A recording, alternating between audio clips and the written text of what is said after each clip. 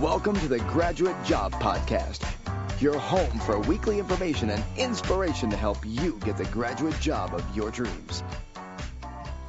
Welcome to the Graduate Job Podcast with your host, James Curran. The Graduate Job Podcast is your weekly home for all things related to helping you on your journey to find that amazing job. Each week I bring together the best minds in the industry, speaking to leading authors, entrepreneurs, coaches and bloggers who bring decades of experience into a bite-sized weekly 30-minute show. Put simply, this is the show I wish I had a decade ago when I graduated. And this week on the Graduate Job Podcast we have episode 53, which is a second part of my two-part special looking at some of my favourite clips from the previous 50 episodes. I delve into the archives and extract 11 brilliant short clips from 9 very special guests. In these clips today we cover amazing tips for how to succeed in job interviews, the secrets of how to impress an assessment centre, why fear might be holding you back in your job search, through to how to handle the dreaded salary question. See it as a job seeker's pick and mix, where I've chosen some of my tastiest, sweetest clips and served them up for your listening pleasure. No matter where you are in your job search, I promise there's going to be something here today which is going to help you find that job. Final thing before we start. All links to everything we discuss, each episode and a full transcript can be found at graduatejobpodcast.com/greatesthits2. Before we start though, I want to welcome today's sponsor, which is careergym.com. CareerGym is the #1 place for you to undertake all of your psychometric tests which you will face when you apply for a graduate job. You can practice verbal, numerical and abstract reasoning tests, all produced by experts and exactly the same as the ones you will see in the real tests. You can just practice them, or you could do them in exam mode under time pressure, and they come all with detailed explanations and solutions, and you can track your progress and see how you compare against your peers. I've been recommending the site for years to the clients I coach, and it comes very highly recommended. What's even better is if you use the code GJP, that's capital letters GJP for Graduate Job Podcast, you will get 20% off all of their tests. You can't say fairer than that. So head over to careergym.com, that's career and gym, G-Y-M, and use the code GJP to get 20% off and start practicing today. Now on with the show. So let's make a start today, and let's start with a small word, a tiny word. It's only got 4 letters, but it might be holding you back from applying to that dream graduate job, stopping you from getting ahead and doing what it is that you really want to do. It is of course FEAR, fear. Over to my interview with BAFTA award-winning author Jeff Thompson.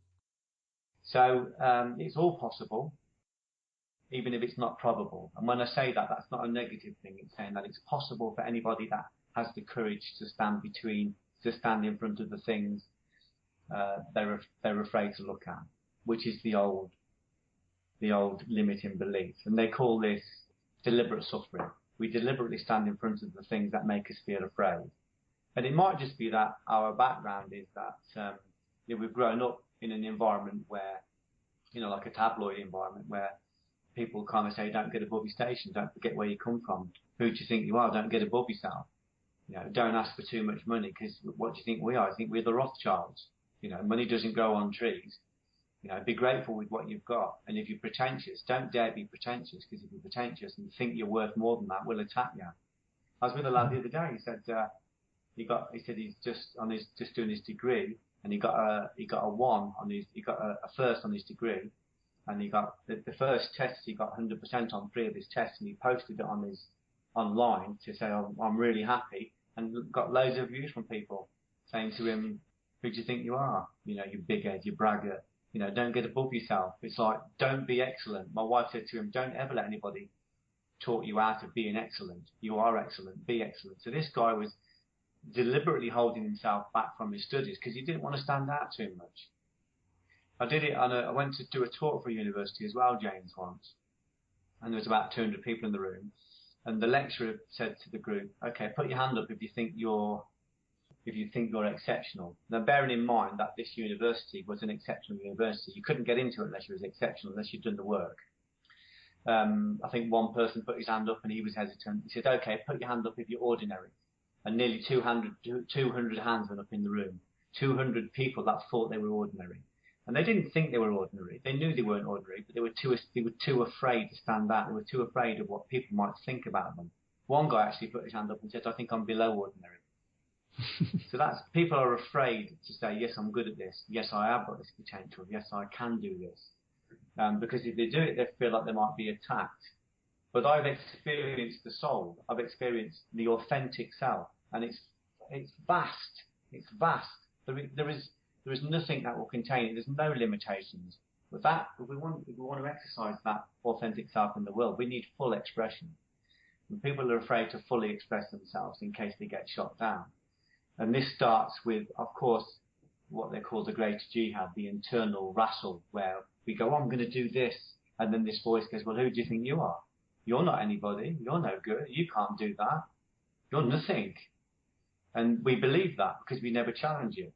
But that's just an old chatter. That's an old belief. So our first job is to admit that we're afraid, and then to challenge those fears. Not just to challenge them, but to recognise that fear is food. When we confront those fears, when we intercourse with those fears, we're not literally when we embrace them, when we sit in the feelings, we can transform that energy in that we can liberate the fear, we can get rid of the fear, and the energy that's locked into the fear, we can gobble up. We can use it as a protein, and that will expand our authentic self. And each time we do that, we become more powerful. This is what the Mexican shamans did. They would go out into the night and they would hunt down their fears because they said that the power was in the fear, the power was in the trauma. Rumi called it night traveling. We go out into the night and we hunt down our fears because the doorway to potential is through that. So it's kind of trying to get people to change their perception on their fear and just say, don't believe anything.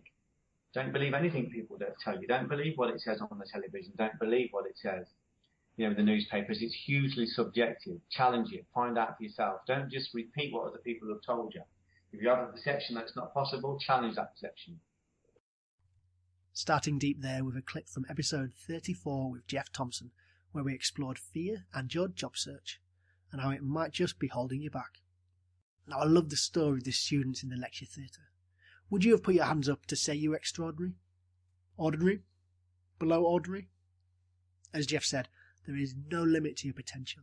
If you can dream it, you can make it happen. If somebody else somewhere around the world can do a job, then you can do it too. So take that positive attitude with you as you look for jobs. Change your perception about what it is you can do. Set your sights high and go for it. If it's not scary, then you're probably not pushing yourself.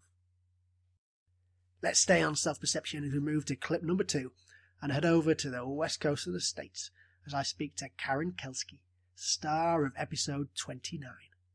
Now, Karen is a university professor who teaches PhD students how to get tenured university jobs.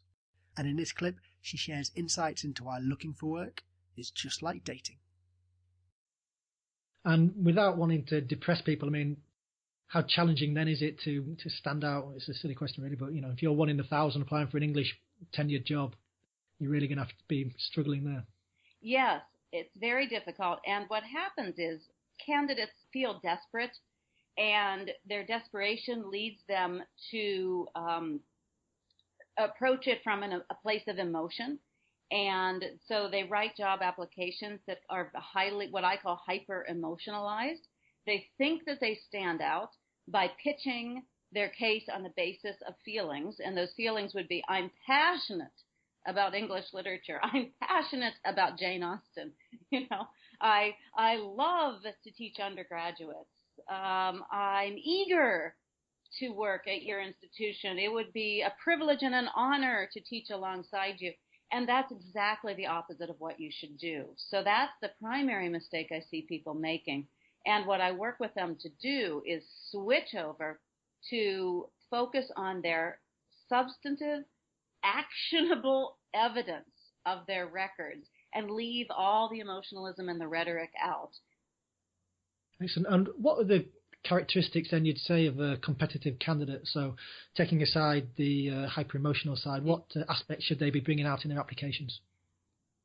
It's a pretty clear-cut set of qualities that a competitive applicant will have. They will have peer-reviewed publications. ideally in high-ranking journals. They'll have major grants, typically national or international level grants. They will have attended, spoken at, and led panels at major national and international conferences. They will have recommenders who are important in the field and well known and who write good and up-to-date letters. And finally, they will have job application documents as well as interviewing skills that showcase their actual accomplishments, as I was just saying earlier, rather than a kind of desperate neediness to be employed. Because in a way, I often say this, the academic job market is a little bit like dating. If you come across as too desperate and needy, you're not going to make them love you. And so in a way, you have to look a little bit hard to get. You have to look like, wow, you have to make them feel like, wow, we really wish we could get that candidate, but she's going to be really hard to land because obviously she's in great demand. And if you can deliver that feel with a solid record in your application, you're going to do better. I love that analogy, and it's whether it's dating or job applications in the academic or non-academic world, you can smell desperation a mile off, and it's not attractive. In the book, I use the metaphor of the prom. I say it's like the prom, but I'm not sure that the prom is translates to a UK audience. Do you guys have proms? They're slowly starting to creep in as the Americanization of the education system. But they have them, they're appearing now. Yeah. I love the chapter in the book called "Why Yourself is the Last Person You Should Be." Yeah. Why is this the case for PhD students? Because graduate school is a very long process. If you've done a PhD, typically it's a minimum of 5 years, and in many fields it may be 10 or even longer. A field like history is often a decade long to complete the PhD. And what happens is you are socialized to behave in a certain way, which is very, very deferential, and in some cases almost obsequious because of your position as a graduate student, a lowly graduate student vis-a-vis the faculty. And it isn't that the faculty explicitly demand this of you. It's just, or that the faculty are, egomaniacs typically, who insist on this kind of behavior. It's just the way graduate school is structured. And so I write in the book, the better a grad student you are, the worse job candidate you make, because you have internalized this subject position of a supplicant for your professor's time and attention. And you have to overcome that subject position entirely when you go out on the job market. You have to comport yourself like a peer, like a professional, like a fellow faculty member yourself. And nobody has given you any training whatsoever in how to do that, or even told you that you need to do that. And that's where the gap comes in. And that's what I try to remedy in all of my writing and on the blog and in the book. Many thanks to Karen. A good few years ago now, back in my single days, I read a book called The Game by Neil Strauss. Well, men tend to enjoy it, women maybe less so. But it talks a lot in the book about the social dynamics of dating. And a phrase that stuck with me from the book was DHV, display higher value. Now the gist of this phrase is that you can smell desperation a mile off. And whether it's in dating or getting a job, it's just not attractive. So act like a peer, and act professional. And linking it back to Jeff Thompson, believe that you are exceptional, and be confident to project that forward in everything you do. Let's move on to the next clip, which comes from property guru and podcasting legend Rob Bentz, star of episode 36 on how to get a job in property. Now, Rob runs several companies and as such sees a lot of job applications, so he knows a thing or two about how to stand out. Let's head over straight to my chat with Rob. You talked about standing out. We've got a special coming up in a few weeks on creative applications. Were there any specific creative ones that you can remember that really made you think, wow, when you came across them? I think with an application or a CV, your first paragraph is going to make it or break it for you. That's really going to help people to decide whether to, because you think about it, as you said, we get hundreds, if not thousands of applicants. So it's those first few lines that are going to make a difference. I can tell you what I used to do, if that helps. I think my last job, I wrote something on the lines of, and this is not word for word, but something on the lines of, I run marathons, I've climbed some of the highest mountains in the world, I read ferociously, blah, blah, blah. I put loads of achieving stuff outside of work environment. And then I said, and I applied exactly the same work ethic and sense of adventure in the workplace. Something on those lines. And I can not remember never being called back for the next stage when I was applying for my final role at the time. And I got the job I wanted, my dream job. It's looking to stand out, show the people that you're trying to work with that you're an achiever. Show them that you've done stuff that's above the norm. Now, you don't have to go and start climbing the highest mountains in the world or run marathons to do that. I remember one of the best team members I've got talked about how she worked within a charity and organised an event over Christmas for homeless people. It was really, really impressive, but she went into detail as well. She didn't just say what she did. She went into detail how she coordinated it and the difference she made. And the fact that, she spent part of her Christmas doing that, giving her free time to making that happen, was super impressive. So, you don't have to go crazy, but do something to show that you're an achiever, that you're an A player, that you do a bit more than a normal person. If you're passionate about learning, make sure you show that, demonstrate it by telling them that you listen to podcasts. The fact that you're listening to this today shows that you probably are a cut above than the average applicant because you're trying to be better. Tell them that you listen to podcasts, the type of podcasts you listen to, especially if they're industry relevant. Tell them the books that you've read that you think that'll make you a better applicant. Show them that you're just not run of the mill. Show them that you're an achiever. I love that opening statement, Rob. And yeah, I guess in the future you might be getting a few people who've, when they apply to you, have copied it and playing it back to you. Yeah, if it's word for word, I might be suspicious. Quality advice there from Rob Bentz. Now, you don't get long to grab the attention on the CV, so putting a powerful first paragraph can make all the difference. Let's move on now to the more transactional nuts and bolts of applying to companies with my clip from Simon Reichwald, guest on episode 26, as we discuss an area that many graduates are missing out on. I've often found that students tend to focus too much attention on the big companies in the milk round instead of looking at, as you mentioned, at the fast-growing, smaller SMEs where they can get brilliant experience and probably maybe progress quicker than if some of the bigger firms. Yeah, you're completely right, James. And look, my experience is that for some grads, a big company is the right place to start your career. For other grads, a small to medium-sized company is a great place to start your career. They both all offer fantastic opportunities, but it's about fit and what kind of environment is going to suit you best. So I'd absolutely agree with what you said, James. And I think the other really important point to make students aware of is that the biggest 500 graduate recruiters in the UK take about 10% of the total graduate market every year, which means 90% of graduates end up in companies that they've probably not heard of before they started their job hunting. So the big companies offer fantastic opportunities. Clearly, they offer only a limited number in terms of volumes of graduates that come out of university every single year. Wow, that's a big... I didn't realise the ratio was split like that. That's a big differential. Yeah, well, we produce so many... We produce 350,000 fresh graduates every single year, of which 2/3 get a 2-1 or a first. So that's vast numbers, and there's just no way... the biggest graduate recruiters can absorb all those people. It's just not possible. But across all companies in the UK, no problem at all. Absolutely those opportunities are there. And you can see that with the low levels of graduate unemployment. Those opportunities are there. But I think, coming back to your original point, James, I think, if I was doing my time again, going through university, I'd look at the big companies, absolutely, but I'd also really look at small to medium-sized companies while I was job hunting. Thank you to Simon.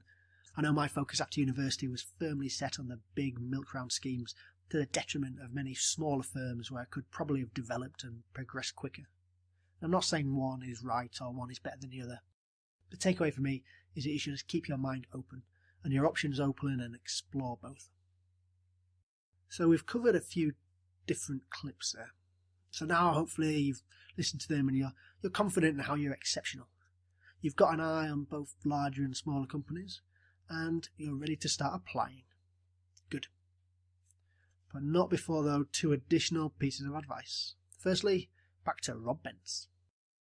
And finally, Rob, what one tip would you give our listeners that they can implement today on their job hunt? Don't carpet bomb applications. So many people do this. 90%, probably higher, do this, where they'll do the minimum during the application process to the beginning and hope they get through. Think about it. If an employee is going to move you forward off the minimum effort and a carpet bomb CV that is generic and not tailored at all to the job you're going to, then if they're taking you through, what type of role and what type of company is that? Yes, the roles I'm talking about in the companies I represent are hard to get, but think about the quality of people we've got in there already because everyone else has gone through that process. So that should excite you that it's difficult to get through. If it's easy and you've done minimal effort and you're finding yourself going through the process, that's an alarm bell to me. So what I would do is I would pick 10 jobs, maybe less, that you really, really like the look of and go all out. Create that profile of the ideal candidate they're looking for. Show that you're above the norm by demonstrating that in your personal life you've been an achiever. Go to that extra effort. Show them that you can do that and really put a lot of effort into a small number of applications than just hammer, hundreds and thousands of jobs. That's what I would do. I love it. And you can just recognise so quickly and so easily when someone has just, as you said, carpet bombed an application. I mean, sometimes they don't even remember to change the name of the company that they're applying to on their application. And it just, it's so easy to see when they've just been, cut and pasted one application to another, and they just go straight in the the bin. So yeah, make sure you're not doing that, listeners. I love that advice, and sadly, it's one that many people don't follow. The mentality of the majority of people in their applications is just to fire off as many different applications as possible and hope that some of the proverbial sticks to the wall. Now, this is not a route to success, dear listeners, because when you do that, it's not possible to be specific. Specific? Now, why is that important? Excellent question. Let's move on to the next clip from episode 19, Secrets of a Graduate Recruiter with Matt Herndon. What would you be looking for, initially when an online application came across your path? Yeah, so for me, I think it's very easy to apply for loads of graduate schemes and be quite generic about them. So, let's take the kind of retailers as an example. So, you got Tesco, Asda, Sainsbury's, Morrison's, and Lidl and Aldi. To be honest, a lot of the applications I would see would be very generic. So they'd say, "Oh, I want to work for a big retailer or an international retailer because I know I could learn a lot and I could grow and I could do this." It's just boring. I'm here to tell you the truth. That it's just boring, and more importantly, that whether you care or not, that tells the employer that you don't really care about working there because you're just being generic. So if you want to be, for me, the ones that stood out were the ones that were very specific, because the first question is often like, why this company? Whatever company it is, why do you want to work here? Or tell us about this company. It's the same question essentially. And I just see so many generic answers, and I just think, well, they don't really want to work here. They've probably fired off 100 different applications. And I guess what frustrated me was it's very easy to be specific. And when I say that, you have to put the effort into researching a company, but that's all you have to do. So for example, if you just go onto Google and go onto the news tab and type in a company, whatever company it is, but there's going to be loads of articles about that company, and there's going to be loads of articles about what's going on currently, what's happened previously. So let's take Tesco as an example. They've been in the news a lot lately for not perhaps all the best reasons, but there's all sorts you could pick out there. So if someone's going to say to me, oh, I want to work at Tesco because they're a big retailer and they're international, and they've got 3,000 stores in the UK and the scale and all that stuff, like anyone can find that out in about 10 seconds, and everyone probably knows that anyway, because Tesco is such a big brand. So find out about the other stuff. So find out about the fact, why did we pilot Dave Lewis in early? Why did they pilot the new CFO in early? The 263 whatever it was £1 million accounting scandal. The now the 6.4 billion loss, and it's all publicised. But then it's talk about that, but then also talk about what opportunity that gives you. So yes, all of that stuff, but then what does that actually mean? So you could say, well, because all this stuff happens, what that means for me is I'm a graduate who loves a challenge, and I can see that actually helping to turn around one of the biggest businesses in the world, one of, if not the maybe biggest businesses in the UK, that excites me. And then you're being specific about it. That is exactly the kind of answer that I'd look for. So yes, you have to put some effort into researching it, but that's essentially all you have to do. And to be honest, it baffles me how little I saw that. It was a lot of them were very generic, and so that's why the more you can research, the more you can be specific, the more you will stand out. You will absolutely stand out, and the only point of the application is to just get to the next stage. And if people see that as the first thing they see, that primes them, if nothing else, to think, oh, this person is good, and this person has put effort in, and they care. They actually want to join this company. They don't want to join a retailer. They want to join Tesco, or they want to join Asda or Morrison's. So I think, yeah, if you're specific, you will stand out. Thank you to former graduate recruiter Matt Honan.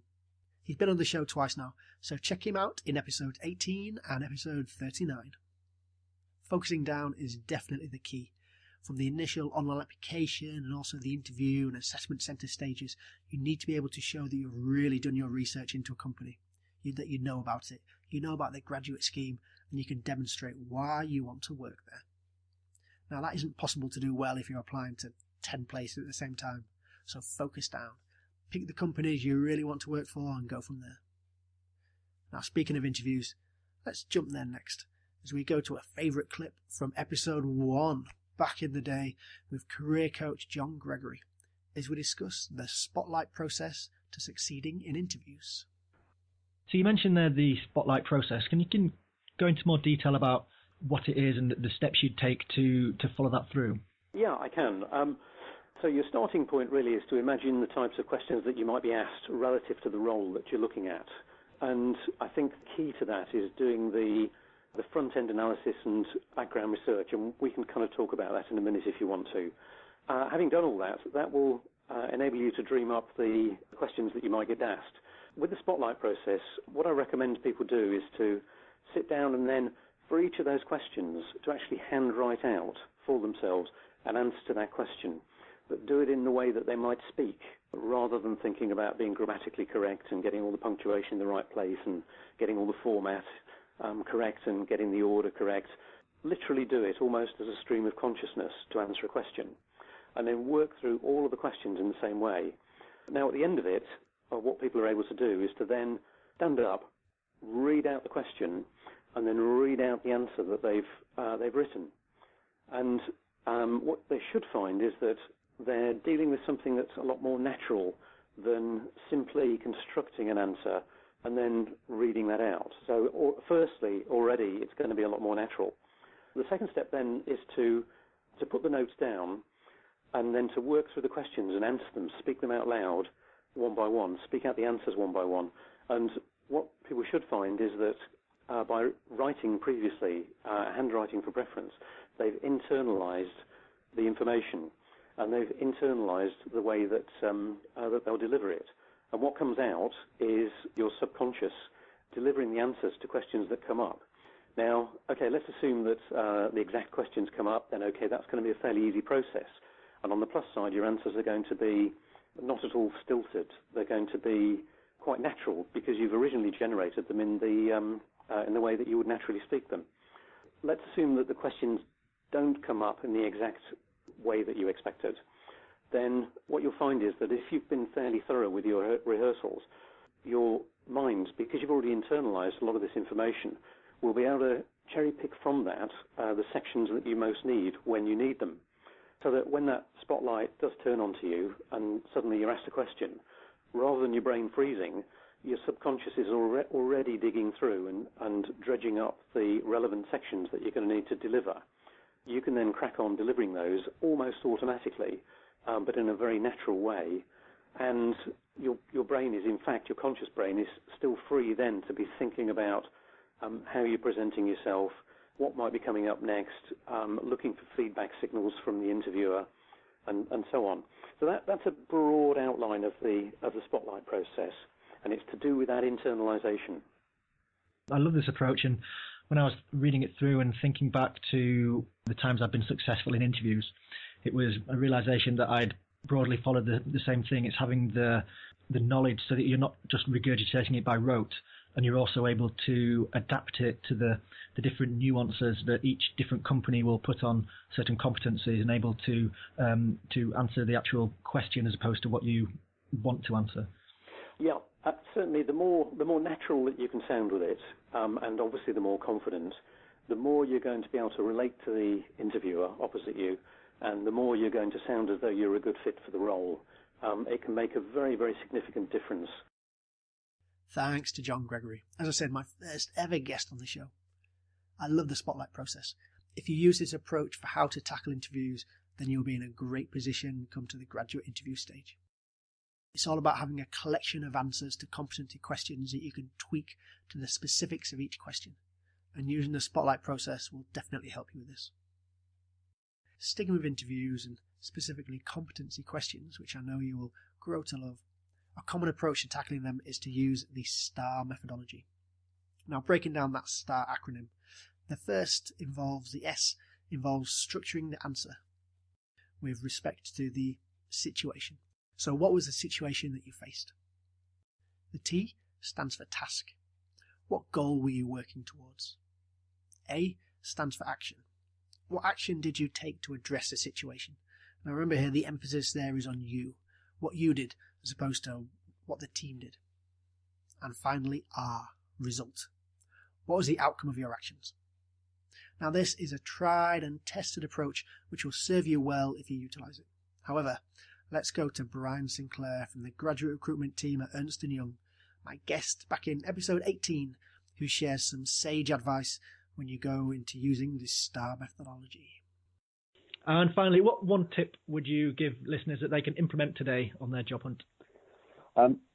People often talk about in interviews using the STAR technique: situation, task, action, result. Having done many interviews, particularly student interviews, please make your STAR interesting, particularly the S. You know, try find a slightly different situation that not every one of the other 400,000 students has been through. That team working exercise on an assignment where somebody didn't pull their weight, or, you know, on the football pitch we were losing in the first half and did that, you know, classic pep talk. Just try find something a little bit more interesting or a slight spin on it. It doesn't have to be, you know, I had a year out and I was building an orphanage in Borneo. It doesn't have to be that extreme, but just try and make the S of your STAR in your interview just that little more interesting. It just helps engage the interviewer. We've heard similar examples maybe hundreds of times before. So as a seasoned interviewer, I still like to hear similar kind of answers, but when the S in that STAR is very interesting, the candidate's chances to dramatically increase in my eyes. That's brilliant advice. And yeah, you do find a lot of the, like you said, almost an identikit CV. You find almost an identikit application form with people just repeating the same. I was doing some coursework and one person wasn't pulling their weight. So then we had to work together to come to a conclusion.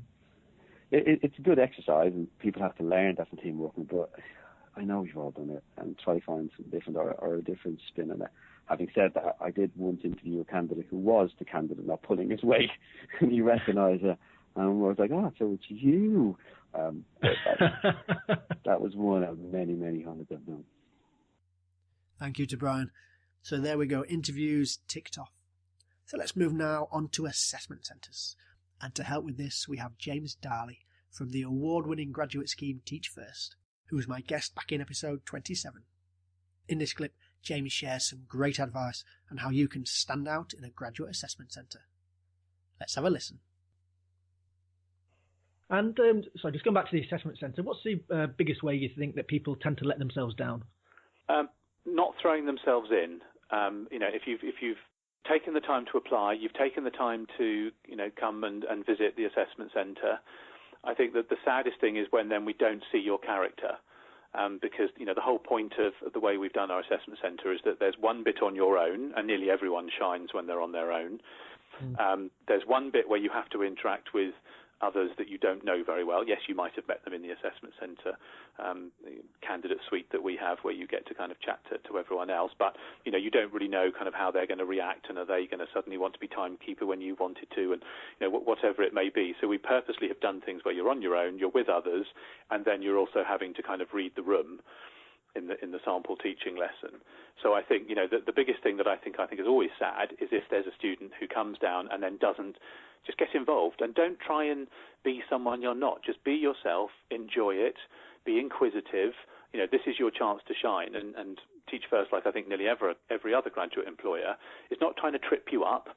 If all 30 of you that come on the day are brilliant, all 30 of you are going to get a role. If all 30 of you are not very good, none of you are going to get a role. So you're not in competition. And I think I sometimes see people either being very disengaged and not really enjoying themselves, or they think they're competing against everyone else when that is not the case. Excellent advice there from James. And for more on how to get into Teach First, check out episode 27. A reminder for you though, all the links and a full transcript of everything that we talk about today, go to graduatejobpodcast.com/greatesthits2. Now the key thing to remember at the assessment centre stage is that they are looking for an opportunity to say yes. Up to this stage, each part of the process has been an opportunity for them to say no, to weed you out in the initial online application, to get rid of people in the interview stage. But once they get you to the assessment centre stage, they've invested so much time and energy and money in you, they know that you can do the job. They're looking to try and get you in and to say yes. So we've covered the applications themselves, interviews, assessment centres, and if you're following these tips, I'm sure that you've been offered the actual job. So now it's time to start talking about stacking that paper, getting yourself a nice wedge, the old Wonga, moolah, whatever you want to call it. Now of course, money isn't the be all and end all, but as one wag said, money doesn't buy happiness, but I'd rather cry sat in a Mercedes than sat on a bus. So let's head to Josh Doody, expert salary negotiation coach, back from episode 47. Really the first step to negotiating is before what I kind of formally call the negotiation process. And that is usually when you're in the interview process, you'll be asked what your current or desired salary is. And I call that the dreaded salary question because it is kind of a sneaky question that will surprise you. And so the first step in salary negotiation is to not disclose those numbers. If you're able to avoid disclosing your current salary or desired salary, I recommend that you do that.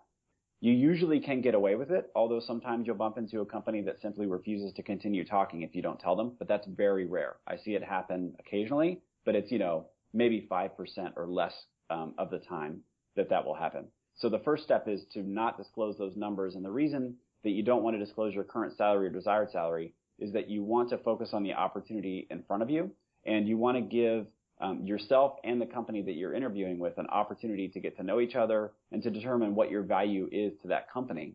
And so there's a lot of learning to be done after that part of the interview process. And I think it's better to postpone salary discussions until both of you have more information about the value that you'll bring to that specific company.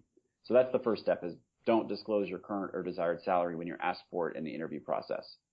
Just jumping in there, Josh, is there what way would you recommend stonewalling that question? Because it can be, as you said, if you're put on the spot with, so what are your expectations? It's easy to get rabbit in headlights and a bit flummoxed. Is there any way that you'd recommend to divert it without just blocking it straight away? Yes. So there are two parts to that question. The first part is what's your current salary? And I think a good way to approach that is just to be honest and to say, I'm not comfortable discussing that. I'd rather focus on this opportunity that's in front of me and not on what I'm currently making or what I made at my previous job. And so, I think some people are inclined to, maybe lie or inflate their current salary. I don't think that's a good idea. I think instead, I think I've done that one a few times, Josh. Yeah, it can get you in trouble, right? Yep. So I think lying is not wise. Instead, just be honest and say, I'm not comfortable. I'd rather not discuss it. If they keep pushing, one answer I've been coaching people lately to say is, I work for that company. I have information about how they pay people, and out of respect for the company that I work for, I'd rather not tell you what their salary structures look like. In the same way that you probably wouldn't want your employees to tell other companies what your salary structures look like in your company. I like that one. So it's a good one. I like the first one to say, I'm not comfortable with that. Let's move on and talk about the opportunity in front of me. But you can also, I think that's a good answer because I think it's very honest and it tells them, look, I'm a loyal employee to my current company and I'll be a loyal employee for your company. And so let's just move on, right? Is the idea. No, that's a really good point. And it's as you said, it makes you look loyal, and that's something that they're going to be looking for in their candidates. That's right. And then the second part of the question is what's your desired salary? So if you get through the interview process, if we make you an offer, what salary do you want to be paid? And for that one, I recommend that you say something like, I'd rather focus on the value that I can add to this company. I'm excited for this opportunity and I want it to be a big step forward for me in terms of responsibility and compensation. So again, you're telling them, I'm interested in talking to you about the opportunity that's in front of me, but you're also signaling to them that what you want to do is take on more work than you're doing now, and you want your compensation to increase. So without telling them your desired salary, you're indicating to them that you want to be paid more than you're currently paid, and you want to do more for their company than you're currently doing at your current job. And that's just a subtle signal to let them know that when they make you an offer, that you're hoping for a strong offer, and that you're indicating to them, I'm expecting a strong offer. And so you aren't disclosing that information, but you're also giving them an opportunity to know that you're serious about the opportunity and that you think you're a valuable candidate, and you hope their offer eventually reflects that. No, I think that's brilliant advice and a really good way just to subtly plant in their mind about the type of forward-thrusting candidate who wants to take on things and do things and get things done. So that's it's a really good way of putting it. Right, and I think so I know that a lot of your listeners are maybe going for their first job, like you said, right? And so another reason not to disclose that desired salary is that early in your career, you really don't know what you want to make or what the value of your skill set and experience are, especially not at a new company that you're talking to. And so you're basically guessing. You're just taking a guess. So if you say my desired salary is $50,000, what you're really saying is, I guess you might pay me $50,000 with a question mark at the end of it. And it's just not wise to make guesses like that when it could cost you a lot of money. And so, especially for people earlier in their careers with less experience and sort of fewer data points to work from, you really are just taking a guess. And so rather than taking that guess, just let them know that you'd rather not discuss it. You want to add value to their company, and let's move on. Let me continue impressing you in the interview process rather than talking about salaries. Great advice there from Josh. Now, when you do find yourself in that situation, don't be afraid to try it. They aren't going to just rip up the offer just because you asked about the salary. I know there's something that whenever I face that situation, you always feel a bit scared that they're going to take the job offer away from you. But, recruiters are used to dealing with this on a daily basis. I know it's something you might only do a few times in your career, but it does make a big difference. So ask for that raise, ask for more money, and you'll be surprised just what the outcome might be. Now, for the full interview, which goes into it all in depth, check out episode 47. So there you go. We've been through 10 very different clips from 9 equally brilliant guests. See which ones resonated with you, which ones you liked the sound of, and check out the episodes in more detail. See the show notes, as I mentioned, at graduatejobpodcast.com/greatesthits2. On that page, you'll find the full transcript of today and links to every episode and everything that you might need. Now, if you found this episode or any of the other 52 usefuls, I have just one request. head to graduatejobpodcast.com/survey and complete my very quick and simple survey. It helps me to create episodes that you want to hear, so head there and fill it in. It would take just 2 minutes to do, and I will be massively appreciative. To close out the show today, we head back to James Darley, Graduate Recruitment Director at Teach First, with his final tip. Now, I hope you've enjoyed these clips, but more importantly, I hope you use them and apply them. Over to James. And finally, James, what one tip would you give our listeners that they can implement today? I think it would be confidence. I see too many students that look incredible on paper, and when I see them, you don't get a handshake, the head is bowed down, already you see a defeated person. So, please have confidence. You've applied because you're interested, you're applied because you're special, and you want to make a difference, whether it's to Teach First or to any other graduate employer. Believe in yourself, have that confidence, and just go and enjoy yourself. It is nerve-wracking because you've never done it before quite often, but if you can have confidence, you will perform to your best, and then the right decision will be made. That's great advice. As I say, if you think you can, you think you can't. Exactly. You're right.